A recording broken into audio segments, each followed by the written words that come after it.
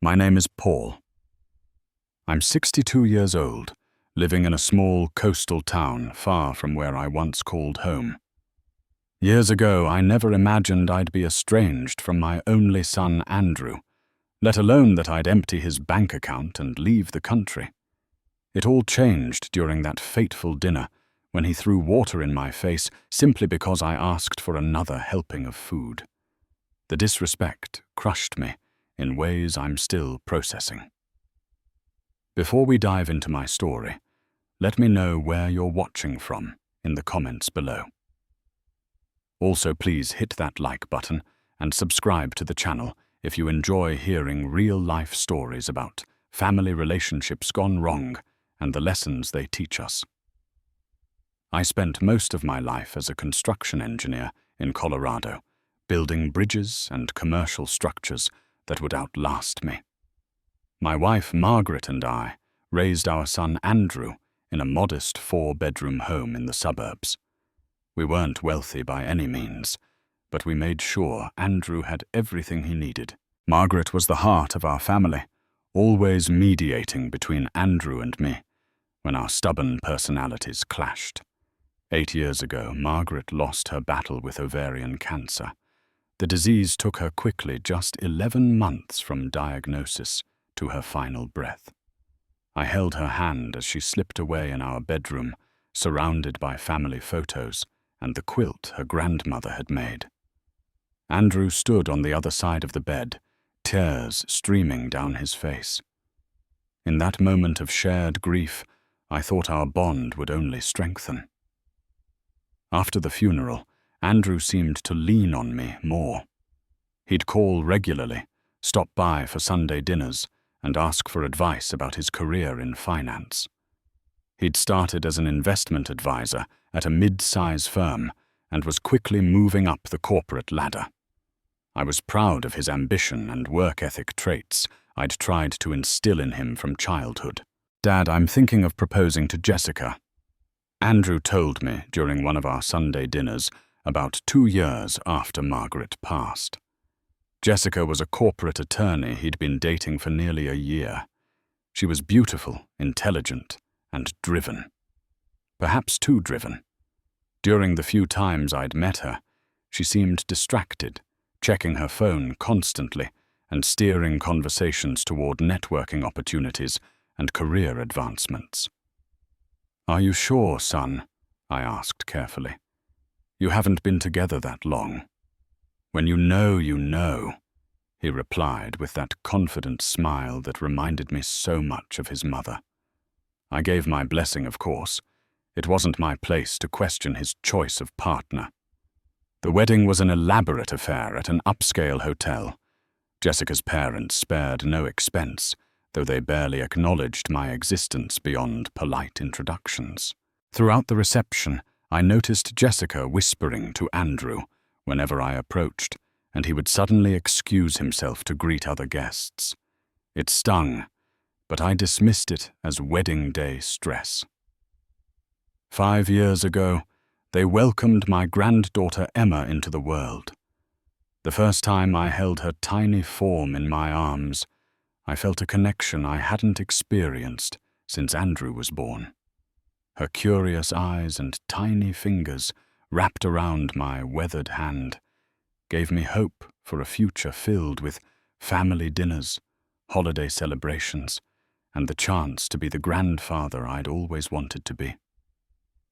By then, I was rattling around in our family home alone, surrounded by memories of Margaret and a life that no longer existed. The house needed repairs I couldn't afford on my pension, and the neighborhood had changed. Most of our friends had either moved away or passed on. During one of Andrew's rare visits with baby Emma, he mentioned they were looking for help with childcare. "Jessica's going back to work full-time, and good nannies are expensive and unreliable," he explained as he bounced Emma on his knee. "What if I moved closer?" I suggested, the idea forming as I spoke. "I could help with Emma, and we could spend more time together as a family." Andrew's eyes lit up. "That could work, Dad. There are some nice retirement communities near us in Connecticut." Within 3 months, I had listed the house for sale. The real estate market was booming, and I received an offer $20,000 above asking price. After paying off the remaining mortgage and some medical bills from Margaret's illness, I had just over $300,000.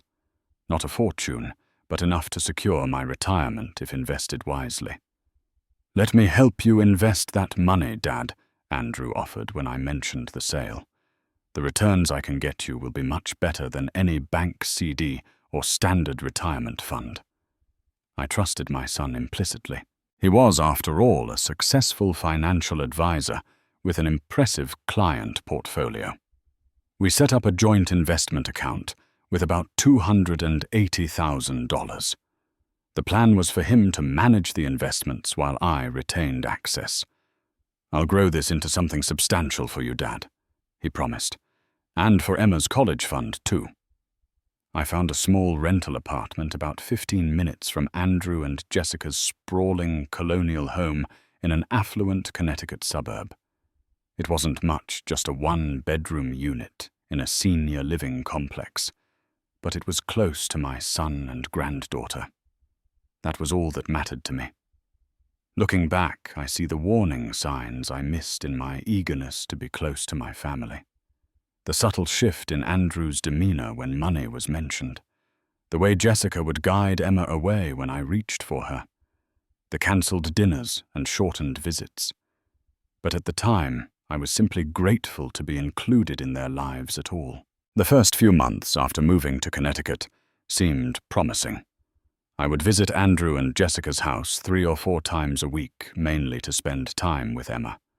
She was just over a year old then, beginning to walk and babble with increasing complexity. I cherished those moments, watching her discover the world, her eyes wide with wonder at the simplest things like a butterfly landing on a flower or the sound of rain against the windows. However, I soon noticed that my visits were becoming less welcome. Jessica would often answer the door with a tight smile, informing me that they were just heading out or that Emma was down for a nap. Andrew would promise to call me later to reschedule, but those calls rarely came. When I did get to spend time with them, conversation felt strained. Andrew would check his watch frequently, and Jessica would find reasons to leave the room. Only Emma seemed genuinely happy to see me toddling over with books for me to read or toys to show. "How are the investments going?" I asked Andrew one evening in October, about 4 months after my move. We were sitting on their back deck while Jessica put Emma to bed. "Market's a bit volatile right now," he answered, vaguely swirling the scotch in his glass. "I've moved some things around to protect your principal." "That sounds smart," I replied, though I understood little about investing. "When do you think I might see some returns? The rental is costing more than I expected, and the pension only stretches so far." Andrew's jaw tightened almost imperceptibly. "These things take time, Dad. You can't rush the market. Trust me, I know what I'm doing." I did trust him. Perhaps too much. As winter approached, my finances began to tighten. The heating costs in the apartment were higher than anticipated, and I'd had to replace the refrigerator when the rental unit's ancient model finally gave out. I began to dip into my small emergency fund, the $20,000 I'd kept separate from the investment account. Then the credit card bills started arriving. American Express. Chase Capital One accounts. I had never opened all showing purchases I had never made. Designer clothing, expensive electronics, weekend trips to Miami. All in my name. I called the credit card companies immediately, certain it was identity theft. But when I began answering their security questions, I realized something disturbing. The cards had been opened using my personal information, including my social security number, but the contact email and phone number belonged to Andrew. That evening, I drove to his house unannounced, the stack of credit card statements clutched in my trembling hand. It was snowing lightly, the kind of pristine winter evening that would normally fill me with peace. "Dad, this isn't a good time," Andrew said when he answered the door. Behind him I could hear voices, the rhythmic clinking of glasses. "We have friends over for dinner." "I need to talk to you about these," I insisted, holding up the statements. "Someone has opened credit cards in my name." His expression shifted annoyance, giving way to something harder to read. He stepped outside, closing the door behind him. We stood in the cold, our breath forming clouds between us. "I was going to tell you about those," he said quietly. "I needed some capital for a business opportunity. It's going to pay off big time, and I'll clear those balances within a month." "Andrew, this is fraud," I replied, stunned by his casual admission. "You used my identity to open these accounts without my permission. There's over $30,000 in charges here." "Don't be so dramatic, Dad," he scoffed. "It's just a temporary solution. I've got a major deal closing next week. Besides, your credit score is better than mine right now because of some business loans I took out. I needed the higher credit limits." "This isn't right, son," I insisted, the cold seeping through my jacket. "You need to close these accounts and pay them off." "I will, I promise." He placed a hand on my shoulder, the gesture reminiscent of how I used to reassure him as a child. The role reversal felt wrong. "Just give me a little time. Don't mention this to Jessica, okay? She's under enough stress with work." I left that night with his empty promise and a growing knot of unease in my stomach. That was the first clear moment I realized my son was not the man I thought he was. But I still couldn't bring myself to believe the worst. The following week, Jessica called to tell me that Emma's preschool schedule had changed and my usual Tuesday and Thursday visits would no longer work.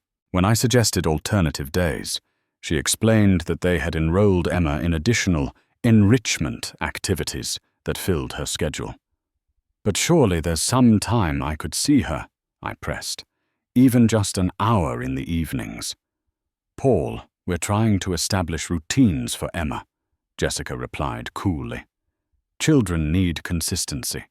I'll let you know when there's a good time." I found myself increasingly isolated. My neighbors at the senior complex were friendly enough, but most had their own families and established social circles. I began to regret selling my home in Colorado, where at least I had my woodworking shop and a few old friends nearby. As my emergency fund dwindled, I became more concerned about the investment account. 6 months had passed since I'd entrusted Andrew with my money, and I hadn't seen any statements or returns. Whenever I brought it up, Andrew would deflect with financial jargon or change the subject entirely. One afternoon, while picking up a prescription at the local pharmacy, I ran into Frank Taylor, a fellow retiree from my building who had mentioned he was a former bank manager. After some casual conversation, I hesitantly shared my concerns. "I don't want to pry," Frank said carefully, "but have you checked the account yourself? If it's a joint account, you should have access to all statements and transaction histories." I hadn't. I'd been relying entirely on Andrew's updates. That evening, I dug out the account information and attempted to log in online, only to discover the password had been changed. When I called the customer service line, they informed me that the account statements were being sent electronically to an email address I didn't recognize. After answering several security questions, I was able to reset the password and access the account. What I found left me physically ill. The original deposit of $280,000 had been steadily depleted through numerous withdrawals. The current balance was just over $15,000. The next few weeks passed in a fog of disbelief and mounting evidence. With my newly gained access to the account, I reviewed every transaction, taking meticulous notes on dates, amounts, and descriptions. Many of the larger withdrawals coincided with significant purchases in Andrew and Jessica's life, a new luxury SUV, an extensive home renovation, a vacation to the Maldives they had casually mentioned getting a deal on.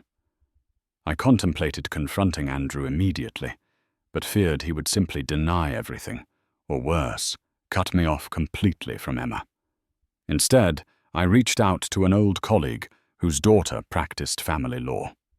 She referred me to Sandra Wilson, an attorney specializing in elder financial abuse cases. Unfortunately, Mr. Richards, these situations are more common than you might think, Sandra explained during our consultation in her modest office. Even with joint accounts, there are legal remedies, but I should warn you that cases involving family members are complicated, both legally and emotionally.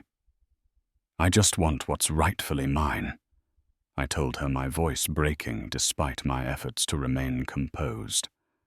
I need enough to live on. I never thought my own son would. I couldn't finish the sentence. The reality was still too painful to articulate. Sandra nodded sympathetically.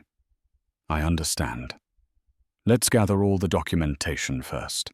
Bank statements, communication about the investment agreement, anything that shows your intent for the money. We'll need to establish that this was meant to be managed for your benefit, not gifted to your son.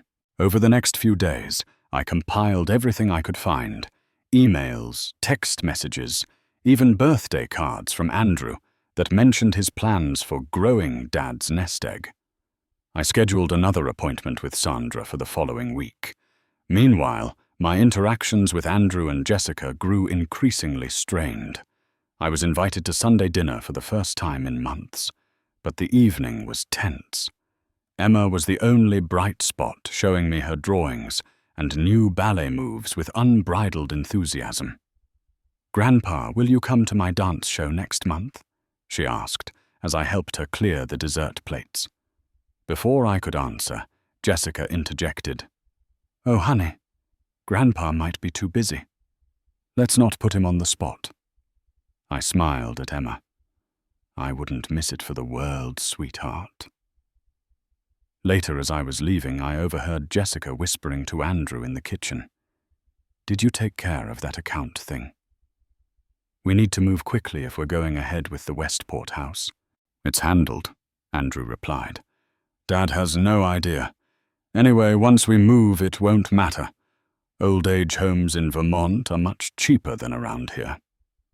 My blood ran cold. They were planning to move without telling me, possibly to place me in some facility far away.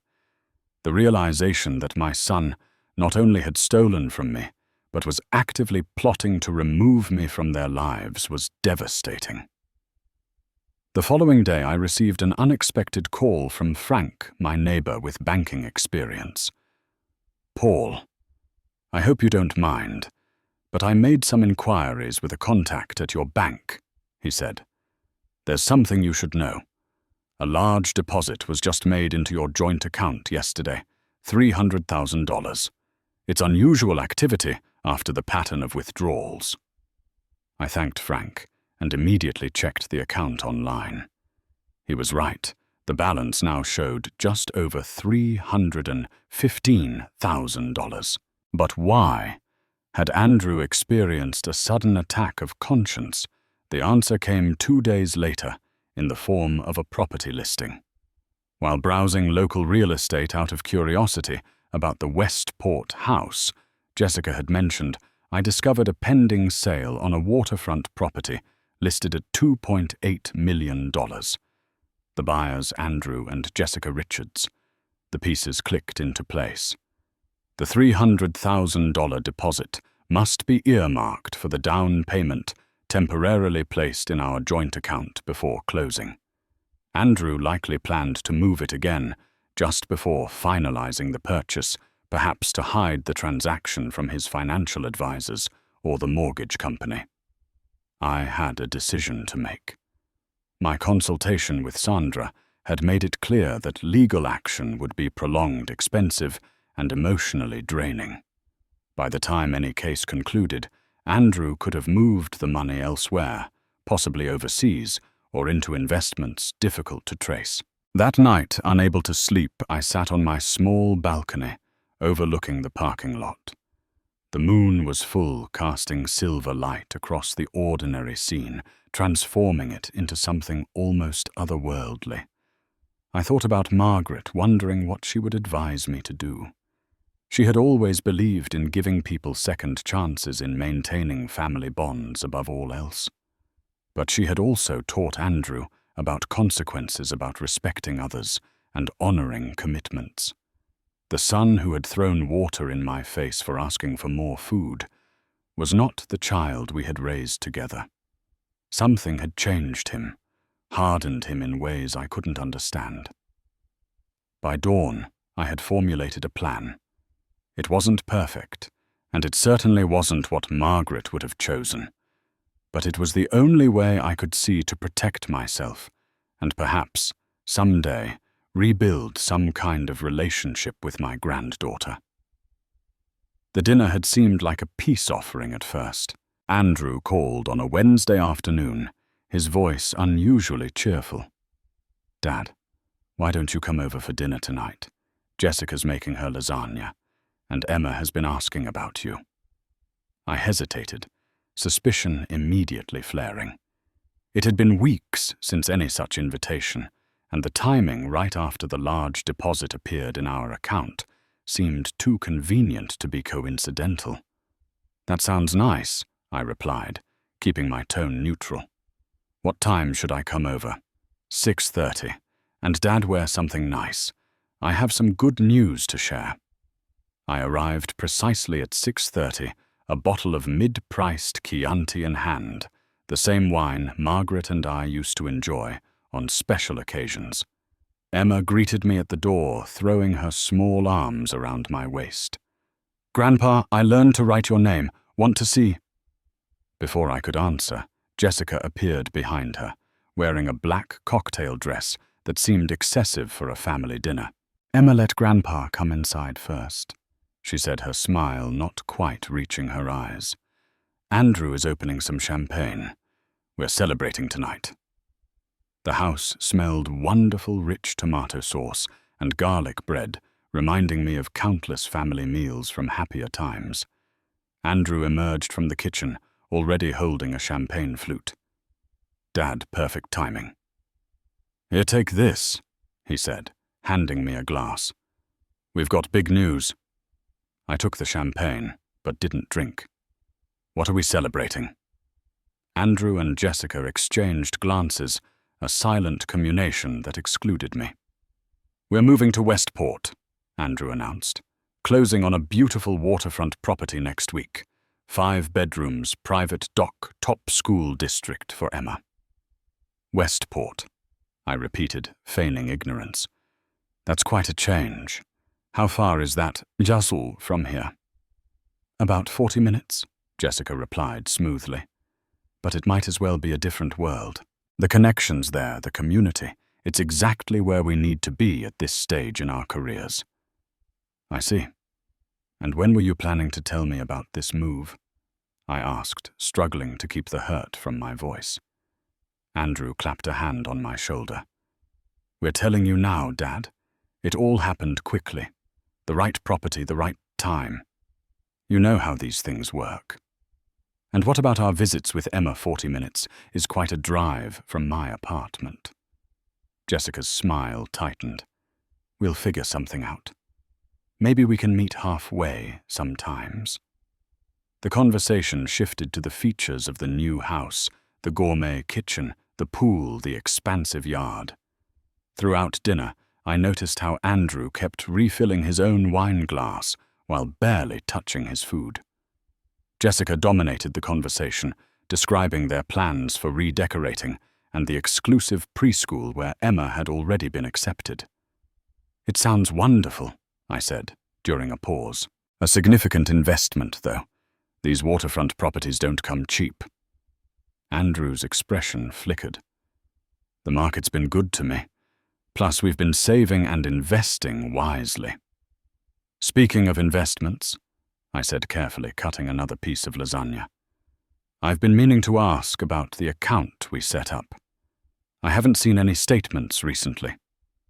The temperature in the room seemed to drop 10 degrees. Jessica's fork paused midway to her mouth. "Now's not the time, Dad," Andrew said tersely. "We're celebrating." "I understand. It's just that I'm running a little short lately. The apartment rent increased and my pension only covers so much. I was hoping I might be able to withdraw a small amount from our investment account." "Your timing is terrible as usual," Andrew muttered, reaching for the wine bottle again. "Those funds are locked into investments right now. Liquidating anything would incur significant penalties." "Even a small portion, say 50,000, I pressed, just to help me get settled in a more affordable place." Jessica set down her fork with a sharp clink. "Paul Andrew has explained this before. The market fluctuates. Withdrawals now would jeopardize the long-term strategy." "I see." I took a bite of lasagna, which was indeed excellent. "This is delicious, Jessica. May I have a bit more?" It was a simple request, one that would have gone unnoticed at any normal family dinner. But Andrew's face flushed dark red. "More. You always want more, don't you, Dad?" He snapped, his voice rising sharply. "More of my time, more of my money, or of my food in my house."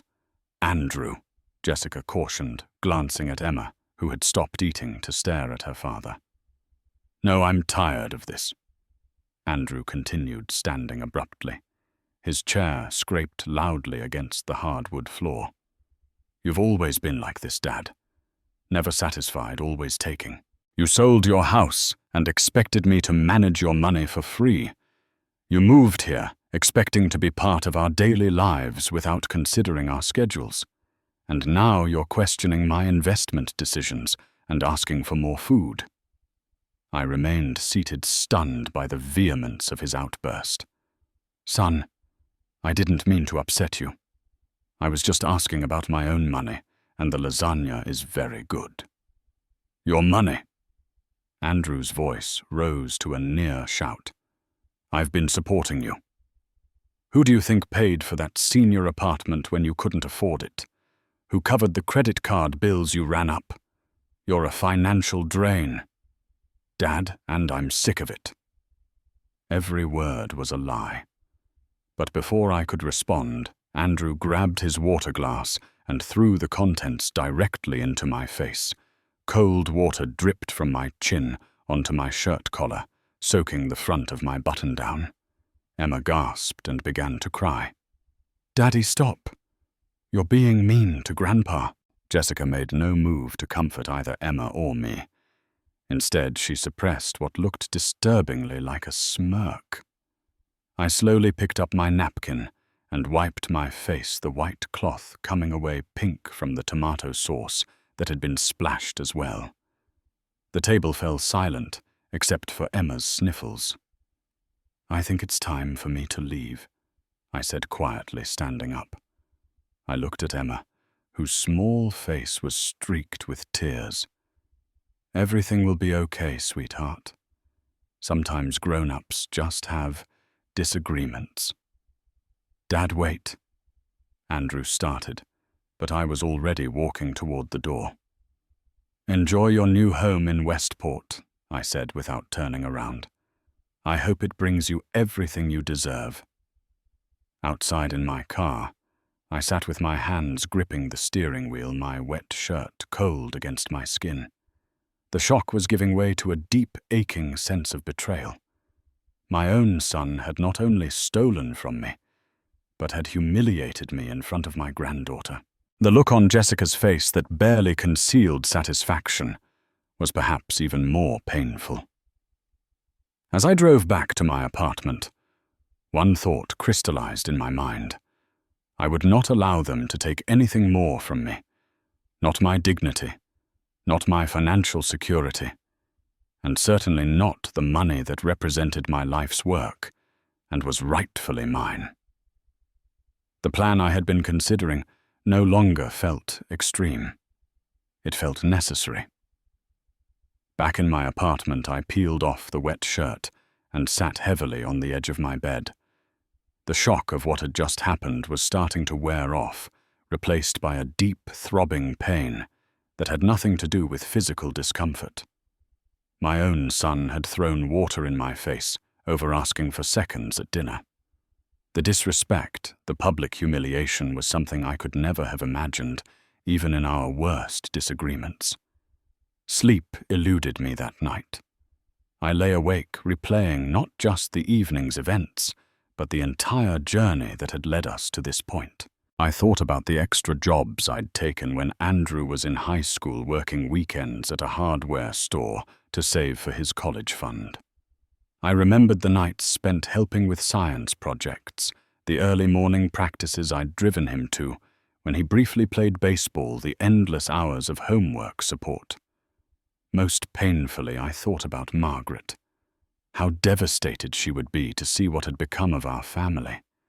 She had been the peacemaker, the one who could smooth Andrew's rough edges and temper my sometimes rigid expectations. Without her influence, it seemed both of us had lost our way, though in vastly different directions. By morning, exhausted but resolute, I knew what I needed to do. I showered, dressed in clean clothes, and made a pot of coffee stronger than usual. Then I called Frank. "I need your help," I told him when he answered. "It's about that banking matter we discussed. Could we meet somewhere private?" 2 hours later, we sat in a quiet corner of a local diner. The remains of breakfast pushed aside as I explained the full situation, including the disastrous dinner. "Jesus, Paul," Frank muttered, shaking his head. "That's beyond disrespectful. That's abuse." I winced at the word, though I knew he was right. I need to know my options. The money in that account, my money he's planning to use it for a down payment on this Westport house. I'm sure of it. Frank leaned forward, lowering his voice. "The joint account is still in both your names, correct?" I nodded. "Then legally, you have as much right to those funds as he does. Either account holder can withdraw any amount without the other's permission. That's the nature of a joint account." "Even all of it?" I asked. Frank nodded grimly. "Even all of it. But Paul, if you're thinking what I think you're thinking, you need to be aware of the consequences. This would effectively end your relationship with Andrew. He ended it when he stole from me and threw water in my face," I replied, surprised by the steadiness in my voice. "The question is, what's the best way to do this? I can't just walk into the bank and withdraw $300,000 in cash." Frank thought for a moment. "Wire transfers. You could move the money to another account in your name, only preferably at a different bank. But you'd need to do it soon before Andrew makes his move for the down payment." "I don't have another account," I admitted. "Open one today," Frank advised. "In fact, open two, one local for immediate needs, and one elsewhere if you're thinking long-term." The implication was clear. Frank had guessed that I was considering more than just recovering my money. I was contemplating escape. That afternoon, I opened a basic checking account at a national bank different from the one holding the joint account. Then, following Frank's advice, I contacted a bank in New Zealand, a country I had visited once with Margaret, and had always dreamed of returning to. Their international banking department walked me through the process of opening an account remotely, though the funds would need to be verified before becoming fully accessible. The next part of my plan required reaching out to an old friend. Thomas Baker and I had worked together on several projects before my retirement. He had moved to New Zealand 5 years ago to be closer to his daughter after his own divorce. We had kept in loose contact through occasional emails and Christmas cards. "Paul, what a surprise to hear your voice," Thomas exclaimed when I called despite the late hour in his time zone. "Everything all right?" "Not exactly," I admitted, and gave him a condensed version of recent events. "The thing is, Tom, I'm thinking of making a change. A big one." There was a pause before he responded. "You're thinking of coming to New Zealand, aren't you? Would that be completely crazy?" I asked. "At our age, maybe a little. But sometimes crazy is exactly what's needed." His tone grew serious. "My guest room is yours for as long as you need it while you figure things out. This country has a way of healing old wounds, Paul." With that piece secured, I spent the next day gathering important documents: birth certificate, passport, social security card, medical records, insurance policies. I sorted through photographs, selecting a few precious ones of Margaret of Andrew as a child, and several recent ones of Emma. Everything else could be replaced or left behind. I wrote a letter to Emma, explaining in simple terms that I loved her very much, but needed to go away for a while. I promised to send postcards and gifts for her birthdays. This was perhaps the most painful part of my plan: the knowledge that I might not see my granddaughter grow up, at least not in person. The final piece fell into place when I checked the joint account one last time. The balance remained unchanged at just over $315,000. Andrew had not yet moved the money for the down payment. It was time. The next morning, a Thursday, I arrived at the bank when they opened at 9 o'clock. Frank had called ahead to a former colleague, ensuring I would be helped by someone discreet and efficient. The bank manager, a woman named Diane, ushered me into her office immediately. "Mr. Richards, I understand you wish to make some changes to your accounts today," she said once the door was closed. "I need to withdraw funds from a joint account," I explained, sliding the account information across her desk. "All of it." To her credit, Diane's expression remained professional. "I see. And how would you like to receive these funds?" "I'd like 2 wire transfers," I replied, producing the details for both my new domestic account and the one in New Zealand. $140,000 to this account in New Zealand, and the remainder to this local account. Diane reviewed the information carefully. "This is a substantial amount, Mr. Richards. May I ask if there are any concerns with the joint account holder that I should be aware of?" I hesitated, then decided honesty might help my cause. My son and I are having a significant disagreement about these funds. They represent my life savings, which I entrusted to him for investment. Instead, he's been using them for personal expenses without my knowledge or consent. She nodded, her expression softening slightly. "I understand. In cases like this, it's important to protect your financial interests. However, I should inform you that the other account holder will be notified of this transaction." "I'm aware," I replied. "By that time, I'll have made other arrangements." The process took nearly 2 hours with multiple forms to sign and identity verifications to complete. Throughout, I kept expecting Andrew to burst through the door, having somehow been alerted to my actions, but the transactions went through without incident. The joint account was emptied with $140,000 on its way to New Zealand, and the remaining $175,000 in my new local account. As I left the bank, I felt lighter than I had in months, despite the gravity of what I had just done. I checked my phone, which had been silent throughout the meeting. 5 missed calls from Andrew, and 3 text messages increasing in urgency. "Dad, we need to talk about last night. Please call me back. It's important. Dad, seriously, call me now. It's about the account." So he had already checked. Perhaps he had been preparing to move the money himself today. The thought gave me a grim satisfaction I had beaten him at his own game. Back at my apartment, I finished packing the single suitcase I planned to take. Everything else would stay behind. I had already arranged for a local charity to collect my furniture and personal items the following week. My phone rang again. Andrew's name flashed on the screen. This time I answered. "What the hell did you do?" he shouted without preamble. "Where's the money?" "The bank says you withdrew everything." "I took what was mine," I replied calmly. "That money was for our house. The down payment is due tomorrow." His voice was frantic now, a stark contrast to the controlled anger of last night. "Dad, you have to put it back. We'll lose our dream home. We'll lose our deposit." "I'm sorry to hear that," I said, and was surprised to find I meant it. Despite everything, I took no joy in his distress. "Perhaps you should have thought about that before spending my retirement savings and throwing water in my face when I asked for more lasagna." "This isn't funny, Dad. This is theft." "No. Andrew, what you did was theft.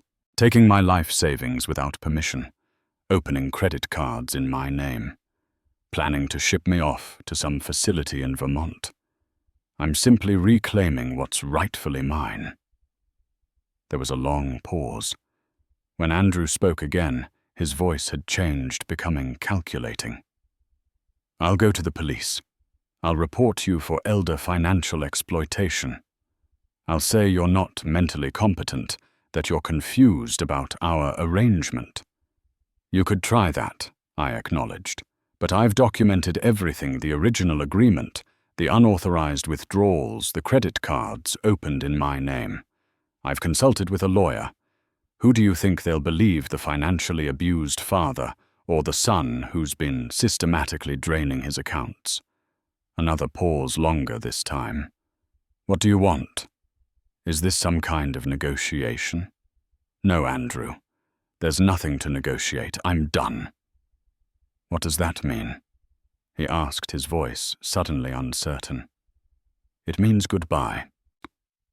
I ended the call and turned off my phone. My flight to Auckland departed that evening at 8:15. I had a car service scheduled to pick me up in an hour, with a stop at a shipping center to mail Emma's letter and a small package containing a stuffed koala bear I'd bought for her.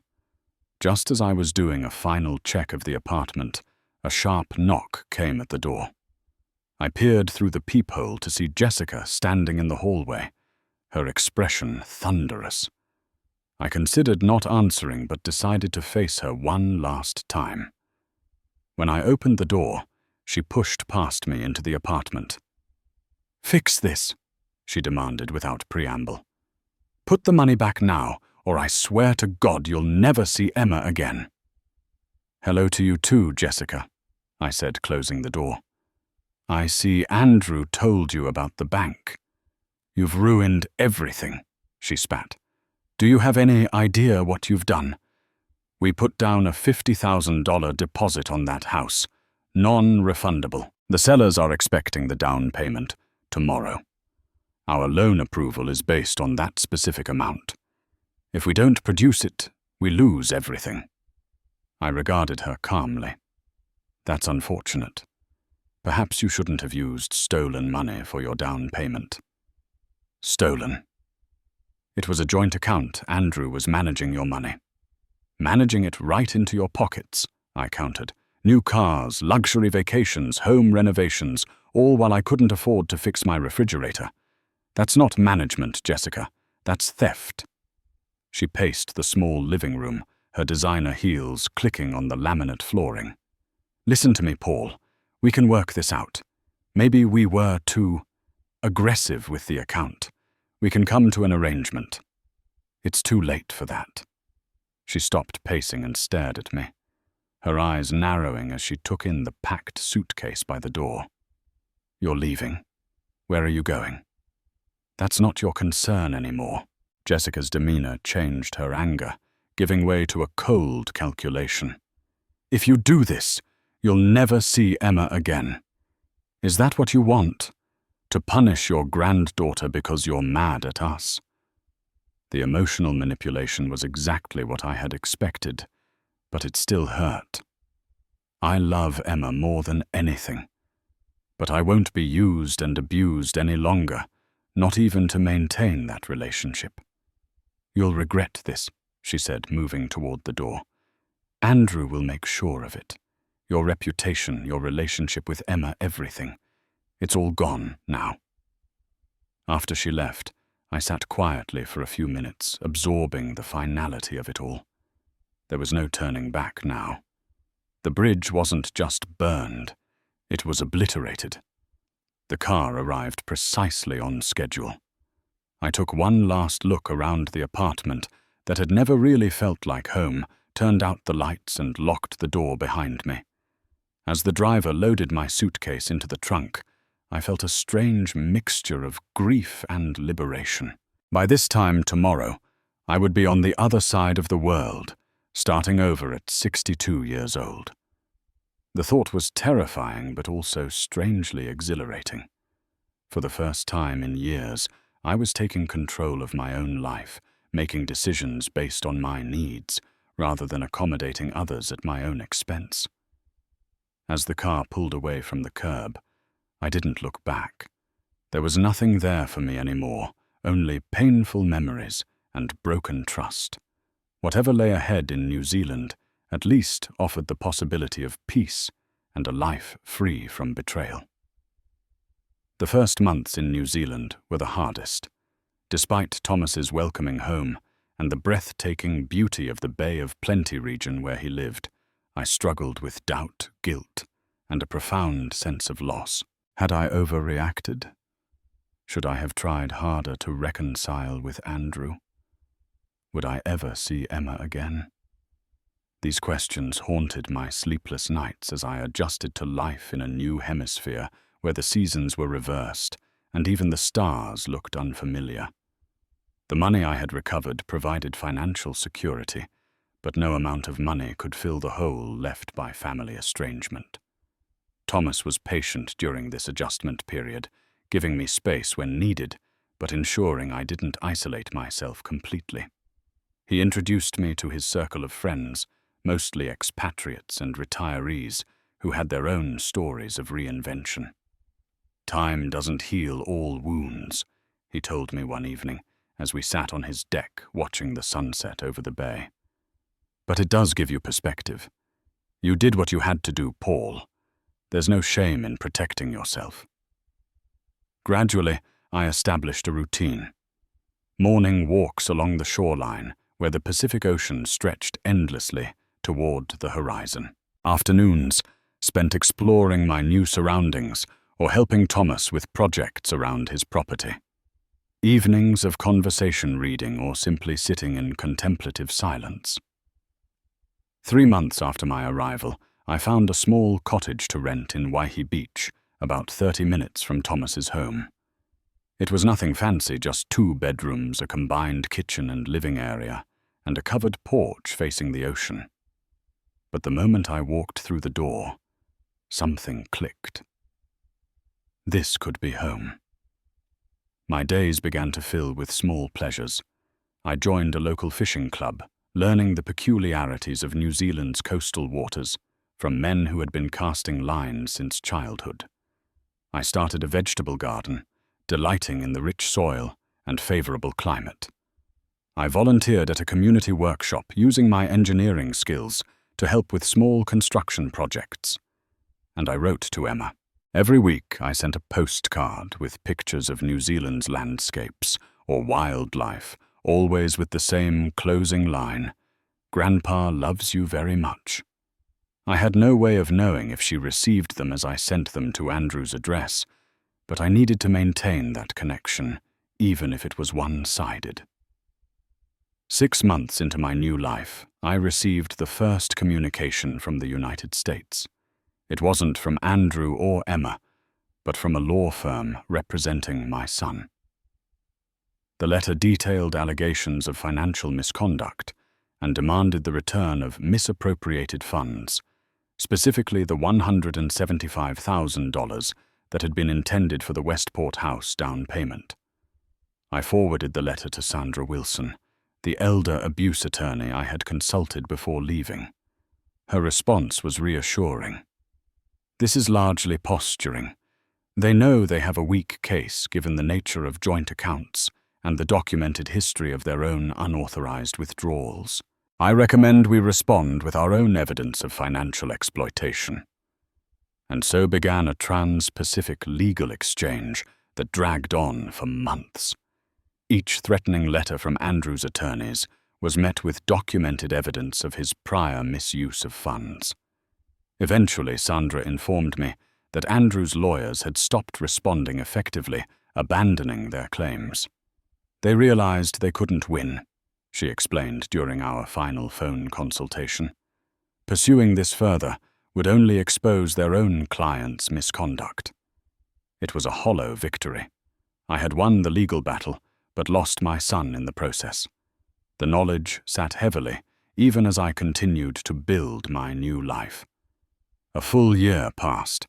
I celebrated my 63rd birthday with Thomas and a small group of new friends at a local restaurant. There was laughter, good food, even gifts. But as I blew out the candles on a pavlova, New Zealand signature dessert, I'd learned I couldn't help wishing for reconciliation, however unlikely it seemed. 2 days later, an email arrived from an address I didn't recognize. The subject line simply read, "About Emma." With trembling hands, I opened it. "Paul," it began. "This is Jessica. I'm reaching out without Andrew's knowledge. Things have changed significantly since you left. Andrew and I are separated, heading toward divorce. His financial decisions have caught up with him. The gambling problem he kept hidden has surfaced in a major way. We lost the house in Westport before ever moving in, and there have been other consequences I won't detail here. I'm writing because Emma asks about you. She keeps the koala bear you sent by her bed, and sometimes takes out the photos you left behind. She's 7 now, starting to understand more about family dynamics. I've come to regret my role in what happened between you and Andrew. My own family background made me value financial security above all else, but I now see how that warped my perspective and actions. If you're open to it, I'd like to arrange a video call between you and Emma. No strings attached, no demands, just a grandfather and granddaughter reconnecting. Let me know if this is something you'd consider." I read the email multiple times, scrutinizing it for manipulation or hidden agendas. Finding none, I replied with a simple message. "I would like that very much. Thank you, Jessica."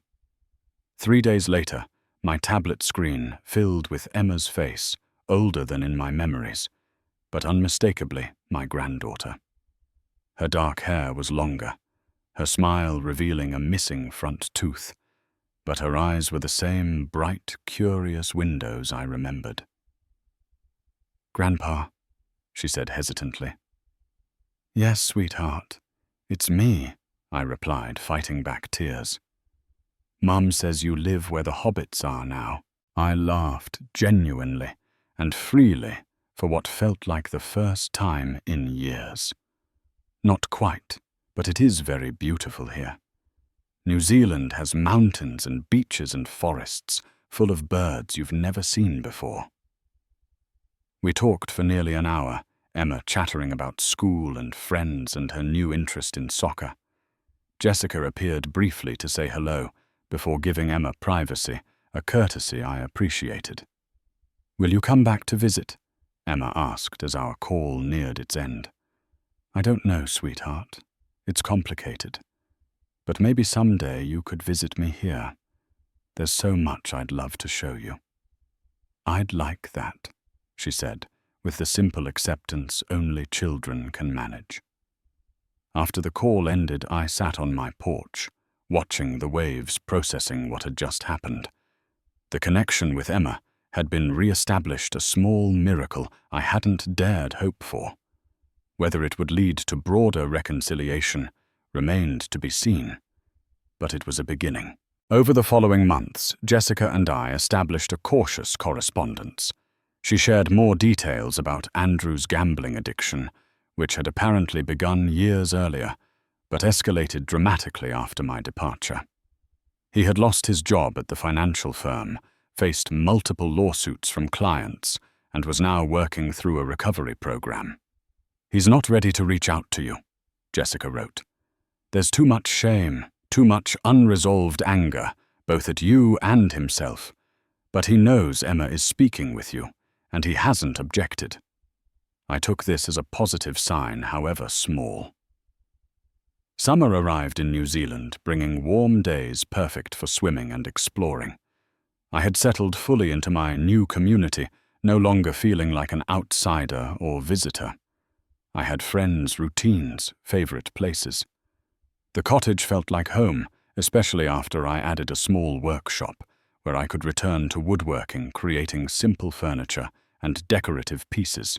18 months after my abrupt departure from Connecticut, Jessica proposed something unexpected, a 2-week visit from Emma during her summer break. "She talks about you constantly," Jessica wrote, "and I think this would be good for her. She needs to know that family connections can survive even difficult circumstances." Plans were made, tickets purchased. I prepared the second bedroom in my cottage, painting it Emma's favorite color, purple, according to Jessica, and setting up a small desk where she could draw or write. I explored local attractions, suitable for an 8-year-old, mapping out beaches with tide pools, a nearby Kiwi sanctuary, and a scenic railway that offered spectacular views. The day of Emma's arrival, I stood nervously at Auckland Airport's international terminal, scanning the emerging passengers for my granddaughter. And then she was there, running toward me with the unself-conscious enthusiasm of childhood Jessica following behind with their luggage. "Grandpa." Emma launched herself into my arms, and in that moment, everything else faded away. The pain, the betrayal, the difficult choices. All that mattered was this child and the love between us that had somehow survived intact. That 2-week visit marked the beginning of a new chapter. Emma returned to Connecticut with stories and photographs to share with her friends. Jessica and I established a more comfortable relationship based on Emma's well-being, and while Andrew remained distant, Jessica reported that he had asked to see the pictures from New Zealand, a small but significant acknowledgement. Looking back now, nearly 2 years after that fateful dinner, when water was thrown in my face over a request for more food, I can see that what seemed like an ending was actually a beginning. The painful severing of one life created space for another to emerge. I've learned that family relationships are complex and flawed, just like the people within them. I've learned that setting boundaries isn't selfish. It's necessary for dignity and self-respect. I've learned that sometimes walking away isn't cowardice, but the bravest thing you can do. Most importantly, I've learned that healing doesn't always look like forgiveness or reconciliation. Sometimes it looks like building a new life halfway across the world. Sometimes it looks like finding joy in simple pleasures like the perfect wave on a morning swim, or a child's laughter over video call. Emma is scheduled to visit again next summer. Jessica mentions that Andrew has been asking more questions about my life here. Perhaps someday he too will be ready to rebuild our relationship from the ashes of what was destroyed. Perhaps not. I've made peace with either possibility. The money that was once the center of our conflict now seems almost irrelevant. It provided the means for my escape and new beginning. But the true value has been in the freedom to discover who I am, apart from the roles of father and provider. At 64, I'm finally learning to live for myself, while still keeping my heart open to others. If you're facing your own family conflict or betrayal, know that there is life on the other side. It may not be the life you planned, but it can be rich and meaningful nonetheless.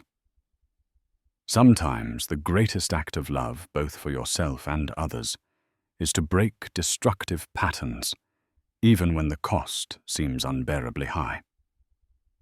Has someone in your family ever betrayed your trust? How did you handle it? Let me know in the comments below. And if my story resonated with you, please hit that like button and subscribe for more real-life experiences. Remember to share this video with someone who might need to hear that it's never too late to start over. Thank you for listening, and may you find the strength to make the difficult choices that lead to peace.